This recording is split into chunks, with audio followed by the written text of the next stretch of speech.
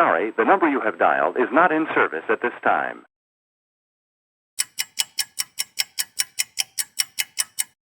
Well, we had planned on leaving Sturgis today, but a very busy Saturday and Sunday had me whooped beyond belief.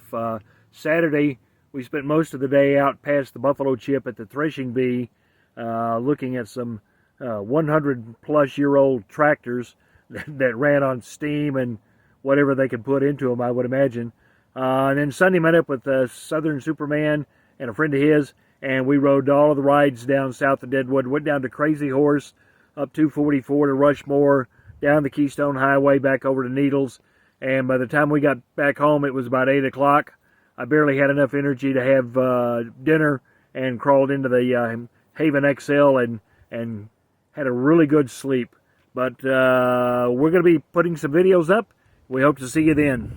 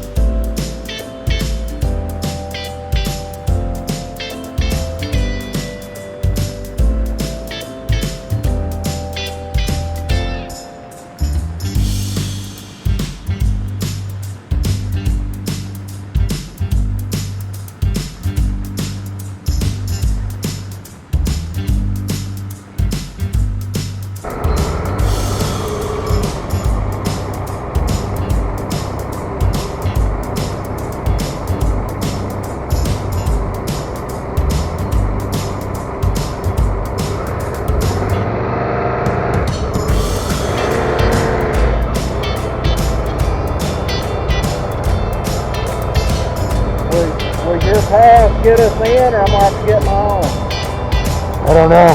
If I do, I'm going to get a yearly one, an annual one. Yeah. Because go back down this way, we start by Mount Rushmore, but you can see that. Yep. But I don't know how far yours will cover. How many people it'll cover. I don't remember now. I'll let you go first and see. If not, I'll be fine.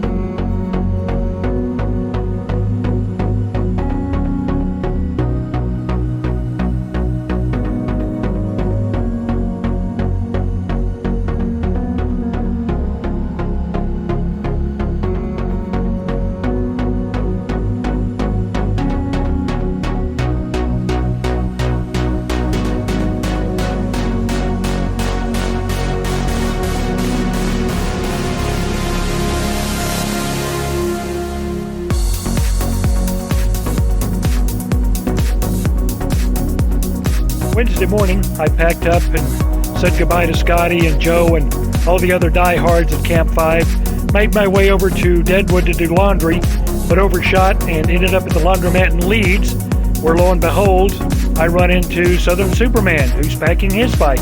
Seems he miscalculated the day he was supposed to check out, and he was packed up and getting ready to head east into South Dakota. For me, I was going south and west back into Wyoming, but just south of Deadwood, I ran into some really heavy rain, and it lasted for 5.5 hours. So needless to say, the plans changed. I made my way down to Cheyenne before I ever got out of the rain, and now I'm safely back in Texas.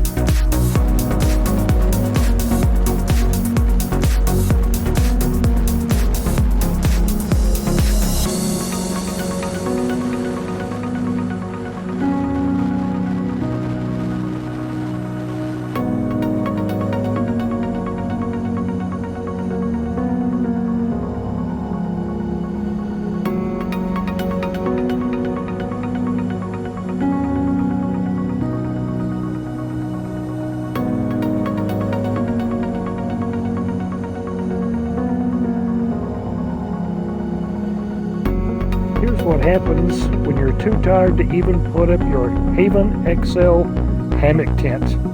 We're just going to do old style picnic table sleeping tonight, babies. Well, after 3 days of 8+ hours of riding, we finally made it back to the home port. And as you can see, just a touch of the sun. I always forget to put the sunshade on. I always think about it when I'm doing about 75 miles an hour. But we're back at the home port. We've got the bike unpacked. And after talking with a lot of the guys that do this for a living up at Camp 5, I'm going to start paring things down and really going through and figuring out what I need, what I don't need. How many clothes I need, how many clothes I don't need. And just take the essential items for the next trip that we're planning very, very shortly. Exactly not sure where we're going to go, but there are roads that lead to everywhere, and that's where we're headed.